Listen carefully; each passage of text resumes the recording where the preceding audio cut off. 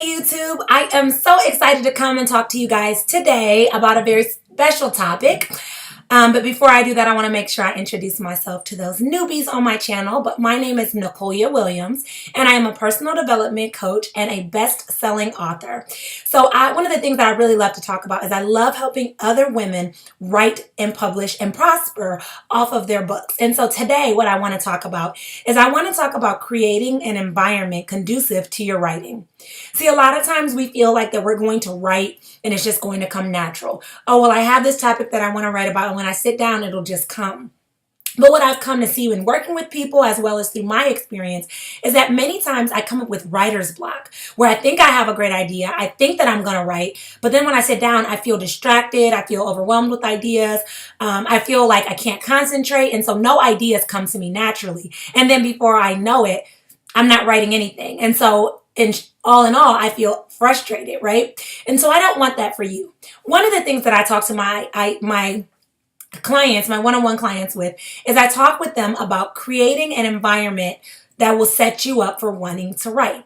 And what I mean by that is maybe think about an area in your home or an area in your local city where you can go that you are most focused. For some people, that's Starbucks. For some people, that's the library. For other people, it's a place in their house, a place that they feel encouraged and inspired. For me personally, mine was my den. And so what I did is I created an environment that was going to allow me to want to write.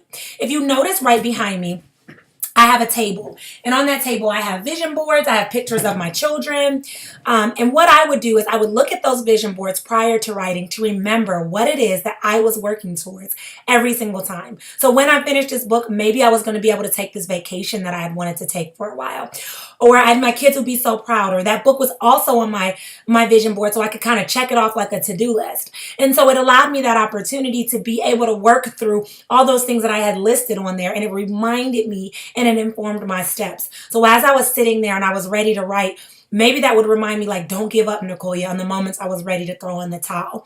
And so you want to start thinking of things that will help inspire or motivate you. Maybe you go writing with a close friend of yours at Starbucks because you both are working on a book. Maybe it's on your screensaver on your computer. You keep a picture of the vacation place that you want to go to. Whatever it is, you want to start thinking of pictures or things that you can include in your environment that will motivate you to continue to write. Another thing you want to do is you want to set yourself up for success with snacks. It sounds really petty, but writing can be a lengthy process. I usually set aside about an hour every single time I write, and I call it my hour of power, where I write, for that entire time. And as part of that, I'll bring, little bottled water. I'll bring scrap paper so I can jot down ideas. I would even bring my outline so that I knew what I was working for or working towards on that specific day. And so you want to make sure you bring the tools you need, because the one thing you do not need is you don't need an excuse to get up or to walk away. So think about how many times have you sat down and been like, wow, I'm really thirsty. I wish I could get up and get something to drink. And then by the time you get up, you go downstairs to get something to drink, and you're like, well, I need to empty the dishwasher. Then you empty the dishwasher, and you're like, maybe I should get a snack. Then you're like, well, I need to catch up on Scandal. And before you know it, you're not back up in your den working on your writing because you've been distracted. So bring everything that you need. You want to bring sharpened pencils. You want to bring your laptop if you're going to type, bottled water, snacks, tablets, maybe former books that you've been doing research on that you want to incorporate ideas that they shared, vision board or pictures. One of the things that I shared in another video was when I wrote my first book, I actually printed off a copy of the cover and I glued it on another book. And I would bring that book with me so that I felt like an author, you want to bring your glasses, whatever it is that you need that is going to set you up for success. You want to make sure that your environment has it. You never want to be in an environment where you're going to be distracted, an environment where you're going to be discouraged. You want an environment that is feeding to your ultimate goal of becoming an author. So today, my challenge to you is to start thinking of ideas of things that you want to add to your environment, things that you want to take in your, book writing toolkit that you want to take with you, so that you are able to set yourself up for success. Writing will not come natural without you being in a position to be successful. So you can't just assume that it's going to happen naturally. You must be willing to do the prep work in order to be successful during the process. So those are my tips and my strategies that I use.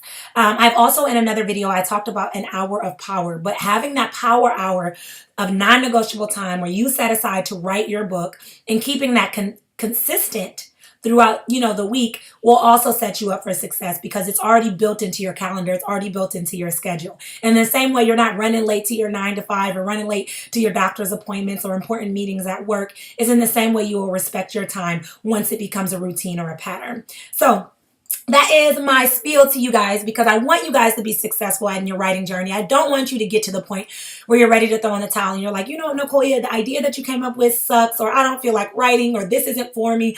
I want you to have all the tools in your toolkit so that when you sit down and you are ready to write, you are actually able to make your author dreams come true. So let me know how you like that. I am going to put a very special opt-in in my link below.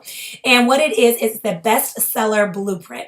And in the bestseller blueprint, I will teach you strategies that you need to incorporate to become a bestseller. I mean, who doesn't want bestseller on their bio? It will be so exciting. So make sure you sign up. Also, I have a brand new book, Make Your Message Your Masterpiece, where I walk you through the exact steps from start to finish that you need to take to turn your message all the way into your masterpiece and to plan and publish and prosper off of your book. So if you are ready to learn the strategies and the steps, definitely look below because I'll share that link as well. Trust me, you do not want to miss it. So I hope everyone has a wonderful day and I will see you on the other side, best-selling author. Bye, ladies.